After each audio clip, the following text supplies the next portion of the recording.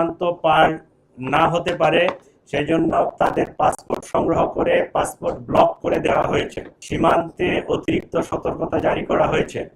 গণপ্রজাতন্ত্রী বাংলাদেশ সরকারের পক্ষ থেকে 50 লাখ টাকা পুরস্কার ঘোষণা করা হয়েছে। ইতিমধ্যে শেরপুরের নলিতাবাড়ি এলাকায় অভিযান পরিচালনা করে সীমান্ত দিয়ে লোক পারাপার যারা করে এই জড়িত সন্দেহে আমরা 2 জনকে গ্রেফতার করতে সক্ষম হয়েছি, তাদেরকে নিয়ে আসছি। র্যাব মোটর সাইকেলের যে মালিক মনে করছে এরকম একজনকে র্যাব আটক করে আমাদের হাতে সোপর্দ করেছে।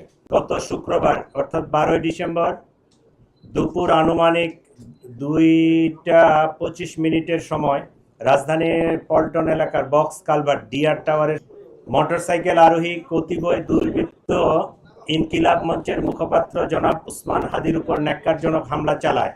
এতে তিনি গুরুতর আহত হয়ে বর্তমানে রাজধানীর একটি বেসরকারি হাসপাতালে চিকিৎসাধীন রয়েছেন। উক্ত ঘটনার পরপরই ঢাকা মেট্রোপলিটন পুলিশ হামলাকারীদের গ্রেফতারের জোর প্রচেষ্টা চালিয়ে যাচ্ছে। ঘটনাস্থলের সিসিটিভি ফুটেজ সংগ্রহ বিশ্লেষণ করে ইতিমধ্যে 2 জন সন্দেহভাজন ব্যক্তিকে শনাক্ত করা হয়েছে। এরা হলো ফয়সাল করিম মাসুদ আর আরেকজন ছিল মোহাম্মদ আলমগীর শেখ। ঘটনার তদন্তে জানা যায় সন্দেহভাজন ব্যক্তিরা হেলমেট পরিহিত অবস্থায় ভিকটিম উসমান হাদিকে খুব কাছ থেকে গুলি করে।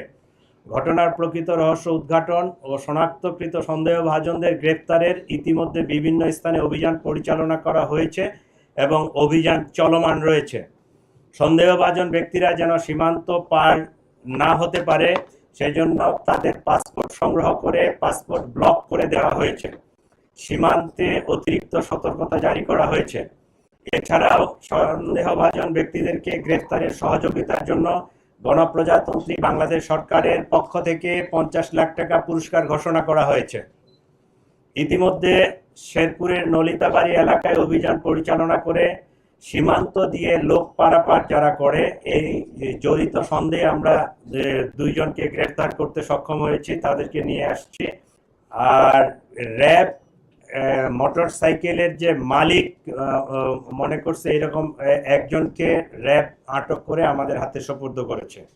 প্রিয় সাংবাদিকবৃন্দ, চাঞ্চল্যকর এই ঘটনায় জড়িতদের গ্রেফতারে আমরা আন্তরিকভাবে কাজ করছি। আপনাদের মাধ্যমে সর্বসাধারণের নিকট অনুরোধ, আপনারা যদি কোনো তথ্য পেয়ে থাকেন নিকটস্থ পুলিশকে অথবা 999-এর মাধ্যমে পুলিশকে আপনারা জানাতে পারেন।